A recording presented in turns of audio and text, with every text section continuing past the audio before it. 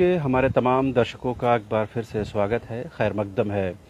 कल आप तमाम दर्शकों ने सुना था कि किस तरह से झारखंड हाई कोर्ट ने हेमंत सोरेन सरकार द्वारा बनाई गई नियोजन नीति को रद्द कर दिया है। बात यही ख़त्म नहीं होती है। इस नियोजन नीति के रद्द होने के बाद ही अब बड़ा और अहम सवाल ये उठ रहा है कि क्या जो वैकेंसी आने वाली थी उसे रद्द कर दिया जाएगा। इस नियोजन नीति के तहत जिन लोगों की भर्ती हो चुकी है, यानी जो लोग सरकारी नौकरी में जा चुके हैं, उनकी नियुक्ति का क्या होगा, आने वाली जो परीक्षाएं हैं उसका क्या फलाफल निकलेगा, या कई ऐसे सवाल हैं जो छात्रों के दिलो दिमाग में तैर रहे हैं। कल भी हमने छात्रों की कई संगठनों से बातचीत की थी और तमाम दर्शकों ने ये कहा था कि कहीं न कहीं अब उनके साथ विश्वासघात हुआ है। कहीं न कहीं सरकार के ऐसे प्रावधान किए गए थे जो कहीं न कहीं कोर्ट में चैलेंज हुए और डे वन से ये कहा जा रहा था कि जो 10वीं और 12वीं करने का जो कंपल्शन है कि झारखंड से ही करने वाले जो सामान्य श्रेणी के छात्र हैं उनको करना बाध्यता होगी, ये कहीं ना कहीं कोर्ट में चैलेंज होगा और वही हुआ है। इतना ही नहीं, जो भाषा के स्तर पर जो हिंदी को हटा करके उर्दू को रखा गया था और ये बताने की कोशिश की गई थी कि किस तरह से झारखंड सरकार जो है एक वर्ग विशेष के लिए काम कर रही है। ये ऐसे आरोप लगे थे जो कहीं ना कहीं कोर्ट की दहलीज में पहुंचे। कोर्ट ने उन्हें संविधान के प्रावधानों के तहत जांचा, परखा और उसके बाद इस नियोजन नीति को रद्द कर दिया है।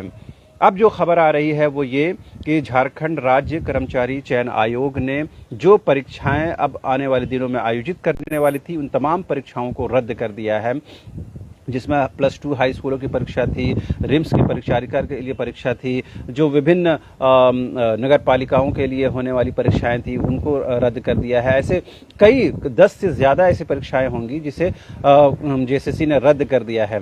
तो बड़ा और अहम सवाल ये उठ रहा है कि जो इन परीक्षाओं की तैयारी करने वाले छात्र थे, क्या अब वो अधर में हैं, वो परीक्षा की तैयारी करें या ना करें। ऐसे कई सवाल हैं जो उनको कहीं न कहीं परेशान कर रहा है।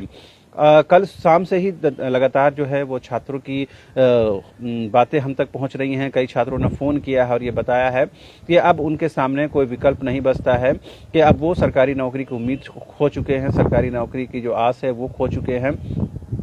आज बड़ी संख्या में जो छात्रों का जो फ़ोन लगातार आ रहे हैं उसका ये लबोलवाब ये है कि छात्र अब सरकार की इन प्रावधानों को जो कोर्ट में चैलेंज हुआ, बाद में उसे रद्द कर दिया गया, इसके विरोध में, यानी कि सरकार के ऐसे जो नीति नियम बनाए गए उसके विरोध में आज लोग सड़कों पर उतरेंगे। बड़ी संख्या में राजधानी रांची में जो है विभिन्न छात्र संगठनों के लोग गोलबंद हो रहे हैं। उन लोगों ने ये कहा है कि वो अब अपने भविष्य को लेकर के अब और खामोश नहीं बैठ सकते हैं, अब और शांत नहीं बैठ सकते हैं, लिहाजा उनके सामने अब कोई विकल्प नहीं बचा है, लिहाजा अब वो कहीं न कहीं और मुखरता के साथ अपनी बातों को रखेंगे।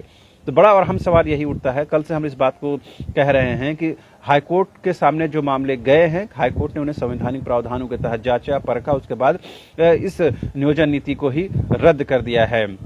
लेकिन बड़ा और अहम सवाल ये है कि अब छात्र क्या करें। जो बड़ी संख्या में झारखंड के नौजवान हैं, बेरोजगार लड़के लड़कियां हैं, वो अब क्या करें। क्या वो तैयारियों को कंटिन्यू रखें या तैयारियां छोड़ दें।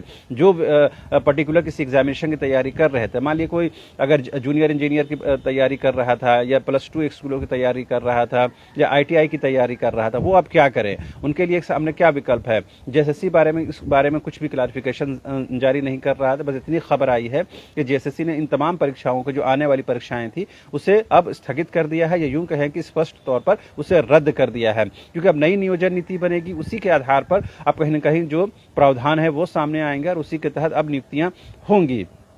तो छात्र सवाल ये उठा रहे हैं हम कि जो भी नई सरकार आती है वो अपने अकॉर्डिंग नियोजन नीति लाती है और उसे फिर कहीं न कहीं कोर्ट में चैलेंज किया जाता है और वो रद्द हो जाता है। पिछली सरकार यानी रघुवर दास की सरकार में यही हुआ।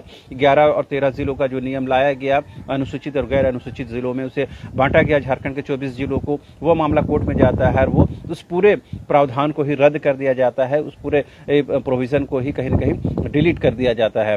अब बड़ा सवाल ये उठ रहा है कि क्या जो नई सरकार आई, यानी हेमंत सोरेन की सरकार आई, क्या इन चीज़ों से सीखी नहीं थी कि उन्होंने क्यों ऐसी नियोजन नीति को इम्प्लीमेंट किया जो कहीं न कहीं कोर्ट में चैलेंज हुआ। छात्र अब सरकार की मंशा पर और राजनीतिक दलों की मंशा पर और जो डिसीजन मेकिंग प्रोसेस में शामिल जो लोग हैं उनकी मंशा पर, उनकी नीयत पर सवाल उठा रहे हैं छात्रों से जो कल बात हो रही थी, उन लोगों ने दो टूक कह दिया है कि अब छात्रों को केवल लॉलीपॉप थमाया जाता है। जो चुनाव नज़दीक आने लगते हैं तो वैकेंसी का ख्वाब दिखाया जाता है। उनको पता है कि उनको वैकेंसी देनी नहीं है।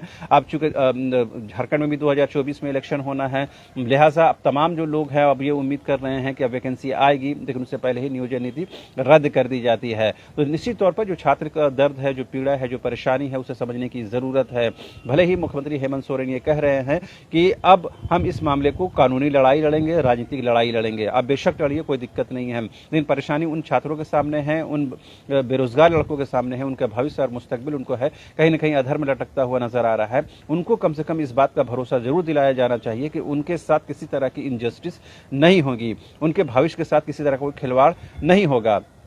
और एक बात हमेशा याद रखने की ज़रूरत है कि जो भी परीक्षाएं होती हैं वो तय समय सीमा यानी कि एक नियत उसके लिए जो एज रिलैक्सेशन दिया जाता है। अगर किसी एग्जामिनेशन का जो कट ऑफ डेट अगर है और उसके हिसाब से अगर आपका जो एग्जामिनेशन के अकॉर्डिंग आपकी आयु सीमा जो है अगर 30 साल है, 32 साल है, अगर वो कहीं ना कहीं क्रॉस कर जाती है तो फिर उनके सामने कोई विकल्प नहीं बचता है। पिछले मुझे याद है कि रघुवर दास की सरकार से लेकर के अभी तक की सरकार में जो वैकेंसियां आई वो तमाम विवादों में ही रही हैं। हम सिर्फ जेएसएससी की बात कर रहे हैं, जेपीएससी को भी छोड़ दें। जेपीएससी के शुरू से लेकर अब तक की जो परीक्षाएं हैं वो कंट्रोवर्शियल रही हैं, उसकी बात अभी नहीं हो रही। अभी केवल जेएसएससी की बात हो रही है। क्लास 1 और क्लास 2 की परीक्षाओं को छोड़कर यानी 3rd और 4th ग्रेड की नौकरियों की बात हो रही है, जिसके लिए इतनी मारामारी चल रही है।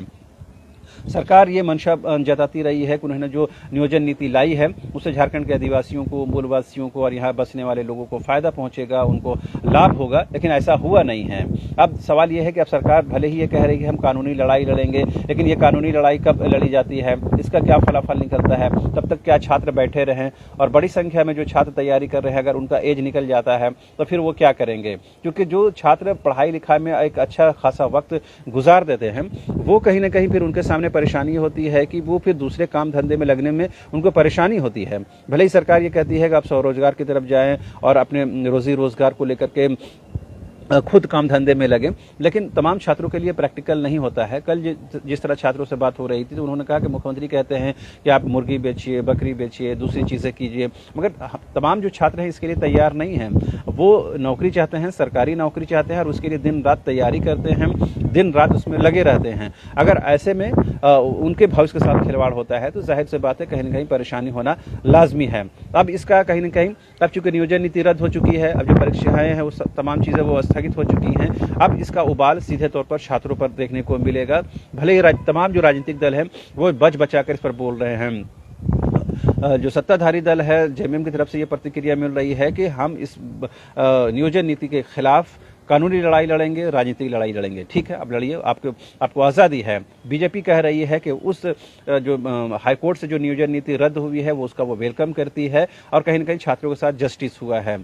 ठीक है, सभी की अपनी बातें हो सकती हैं, पक्ष और विपक्ष की, लेकिन जो बीच में जो खड़ा एक छात्र है वो सोच रहा है कि उसकी बात कब की जाएगी, उसकी परेशानियों का हल कब किया जाएगा, उसके मुस्तकबिल की चर्चा कब की जाएगी।